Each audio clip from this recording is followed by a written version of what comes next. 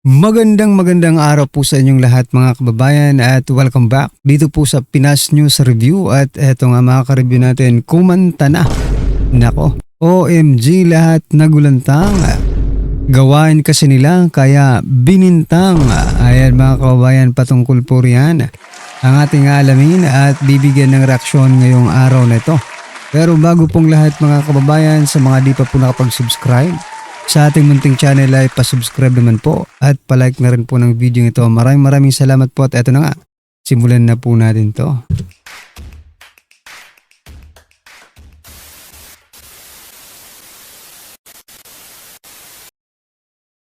So eto nga mga kababayan, simulan po natin ang ating balitaan dito po sa balita mula po sa Daily Tribune. Nako, gawain kasi nila mga kababayan kaya binibintang kay Vice President Sara Duterte.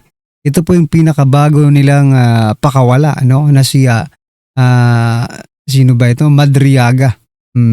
Sabi po dito sa balita, 1 billion cash inside Super Grandia. The 1 billion Grandia delivery. 1 billion na. Yung kay Saldi ko, 100 billion po yun eh. No? Yung i-deliver. So may accusation si Saldico kay President Bongbong Marcos Jr. na nagdi-deliver po siya, no, ng cash. Ngayon naman po, hindi natin alam kung kanino ba talaga pakawala itong si Madriaga, no? Inaakusahan naman po si Vice President Sara Duterte, no, na siya daw ay nag-deliver sa mga Duterte ng 1 billion na. In one of his most explosive claims, Madriaga says he delivered 1 billion in a Toyota Super Grandia to two unidentified men. Hindi kilalang tao. Bakit ka naman magdi-deliver sa hindi mo kilalang tao? Sige nga.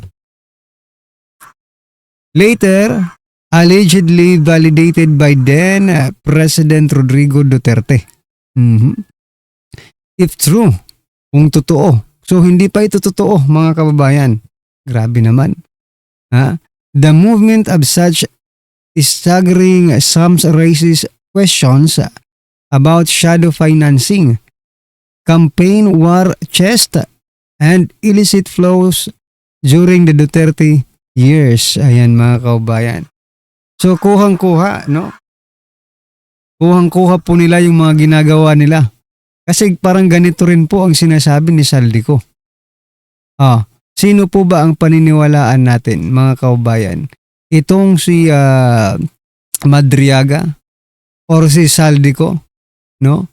Na nagko-coordinate or gina-justify niya yung claims naman po ni Sergeant Early Gutesa na meron talagang delivery, di ba?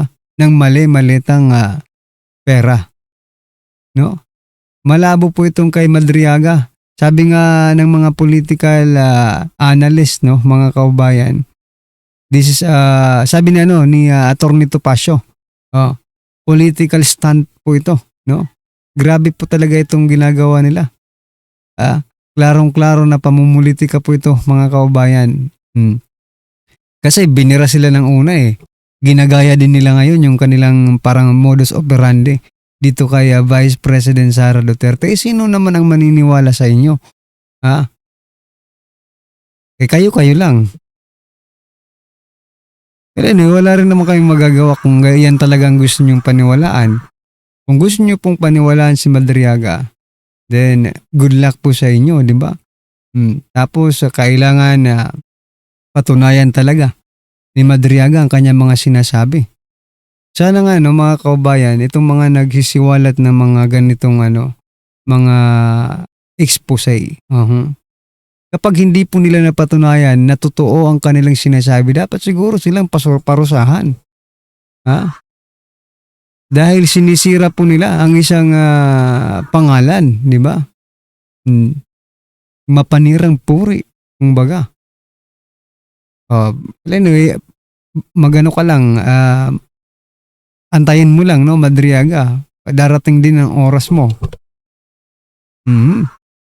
Anyway, Ano pong yung masasabi dyan mga kabayan? I-comment nyo na lang. Samantala, sumabog po sa galit naman itong si Attorney Rowena Guanzon dito po sa isang pare. Okay? Yung si Father Flavio.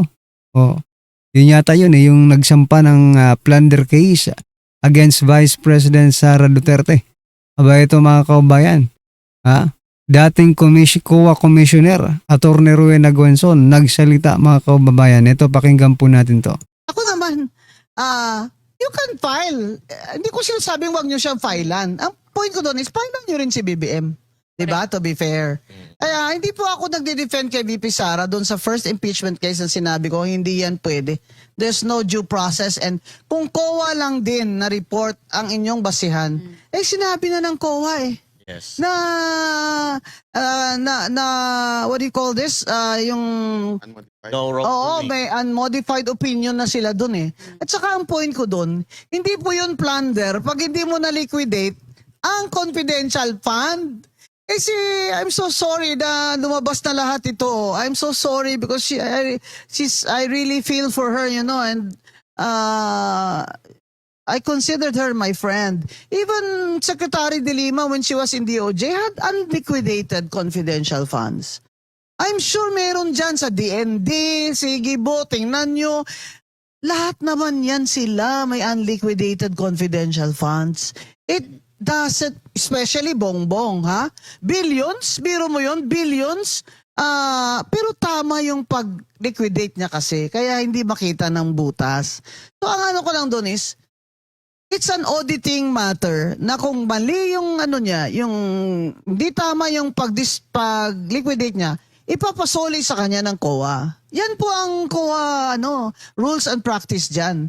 Kaya hindi mo po masabi na ay dinakaw niya yun. Kasi confidential fund niya yun Sinasabi niya she used it for that purpose. Yes. 'Di ba? Yung sinasabi ng COA, hindi tama yung pag-liquidate, 'di ba? And then eventually unmodified opinion. So, paano mo ninakaw kung confidential fund? Yes. Alam mo, hindi ko, baka magkaiba lang talaga. Sorry kasi nag-commissioner ako sa COA Hindi ko naman sinasabi mas magaling ako sa inyo, Father. Ano ba yung Father na... Meron na naman sila, ma'am, na 600. Hindi ko po sinasabi na mas magaling ako sa inyo. Sinasabi ko lang po, naging commissioner ako ng COA. Kung ganun ang issue, ganun ang treatment ko. Kaya hindi ako pabor nun sa impeachment na una kasi alam ko rin na namigay si Romualdez noon ng mga pabuya sa kanila. Yeah. Either projects or cash or what. Kasi alam ko dahil may mga friends ako doon na ayaw pumirma, nagsi-absent na lang nung pinatawag sila. No, so yan mga kabayan, bakit hindi rin imbestigahan si President Bongbong Marcos Jr. or si former Speaker Martin Romualdez, di ba? Bakit sinisingle out nila si Vice President Sara Duterte? No? Akala ko, hindi ko talaga, sa bagay, sabi nga ng iba mga kababayan, once an addict is always an addict. No? Itong father pala ito, 15 years po pala siya, umamin na. Umamin po siya, 15 years po pala siyang naging addict, mga kababayan. So, sa 15 years na yan, mga kababayan, hindi naman natin sinasabi na hindi nagbabago ang tao. Pero, no, bakit ka po galit sa Duterte? Ang tanong, Father, di ba? Baka natukhang ka. Di ba? Kasi 15 years Baka natukhang si Father kaya galit po kaya sa mga Duterte. Nagtatanong lang po tayo mga kababayan. Okay, sa ibang balita naman po mga kababayan, eto, matindi to. Joke of the day. Parang joke of the day po ito. Ito naman po si Trillanes mga kababayan. Sabi po dito, Trillanes nanawagan ng unity kay Marcos Jr. para matiyak ang panalo laban kay VP Sara sa 2028.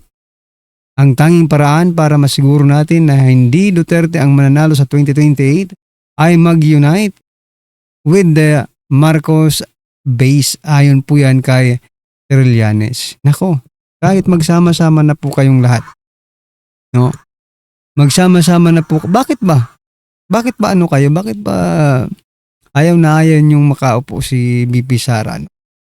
At saka, tao naman Pilipino naman po ang boboto, hindi kayo.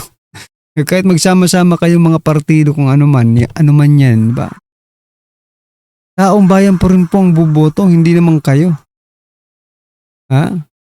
Bakit pag nagsama-sama ba kayo, makukuha nyo na ang loob ng taong bayan? Imposible po yan, no? Lalo na ikaw. Lalo na si Trillanes, mga kaubayan, ang makikipag-unity. Nako po. Baka, sa bagay, there is no impossible, no? Kasi si Bam Aquino nga at si Kiko Pangilinan, no? Hindi naman sila pumapasok sa mga survey, hindi nga natin nababalitaan yung pangangampanya nila. But still, no? Naging nasa top 10. Top 5 pa nga yata eh. Di ba?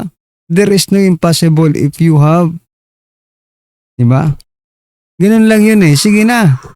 Nahiya pa kayo.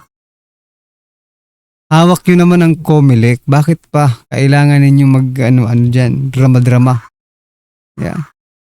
Kaya nga yan po ang nasa wishlist nga po ng taong bayan ngayong Pasko eh. No? Nasa wishlist po ng taong bayan ngayong Pasko na sana po ay maligwak, masibak yang si COMELEC Chairman George Garcia kasi habang nandyan yan, walang panalo ang taong bayan. Di ba? Anyway, ano po ang inyong masasabi dyan mga kaubayan? I-comment nyo na lang at eto, pasadahan po natin ang video ito. Bigyan po natin ng reaksyon. Ako, lumutang lang bigla. Ano ito? Malaking pasabog. Ito, pakinggan niya natin ito mga kaubayan at bigyan po natin ng reaksyon. Ito na po. Bigyan natin ng reaction, opinion, itong post ng News 5 tungkol sa pahayag ni Congressman Benny Abante ng 6th District of Manila. Sabi ng kongresista, dapat daw maimbestigahan ang mga aligasyon ni Ramel Madriaga kontra kay BP Inday Sara. Dapat daw imbestigahan sa Kamara at saka Ombudsman. Wow naman. Ang bilis, ano? Kasama ba ito sa script?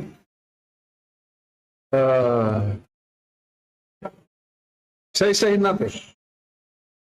Sino si Ramel Madriaga? Ito, lumalabas na ngayon, noong mga 1990s, na-involve na ito sa kidnap or ransom na sentensyahan ng lower court ng death sentence. Kasi 1990s, may death sentence pa noon. Death sentence. Kailan nung mga 2003, na-acquit siya sa Supreme Court. Okay? Paglabas nila sa kulungan dahil acquitted sa Supreme Court, bumalik sa dating trabaho. Kidnap or ransom na naman. At tinarget nila 2 inchi. Tapos, nahuli sila.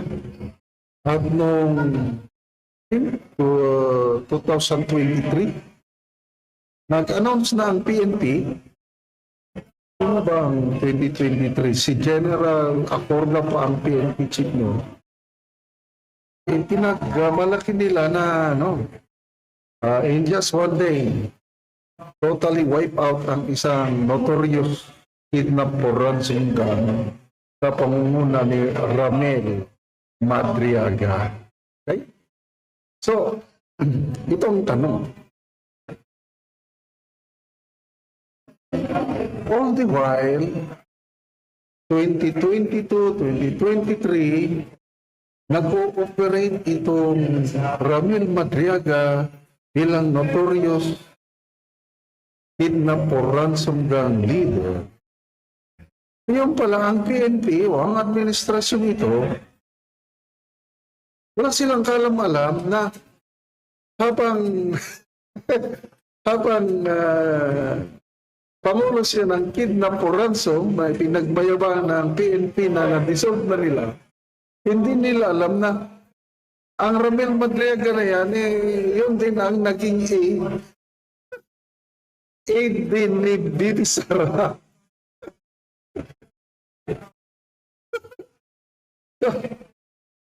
Kumbaga nga mga kababayan, parang naging spy pa ito ng administrasyon, no? Kay Vice President Sara Duterte, no? Bakit nakapasok ito? Sa administrasyon ni Pangulong Bongbong Marcos Jr. Nako, matindi ito Matindi po ang connection nito mga kababayan. Noong panahon ngayon, na nasa kidnap or ransom pa siya, wala man lang mainstream media, as in, walang press release, walang nagbabanggit na aid na pala siya ni Bibi Sara kasi yun ang nakalagay sa kanyang testimonya. Oh, di ba?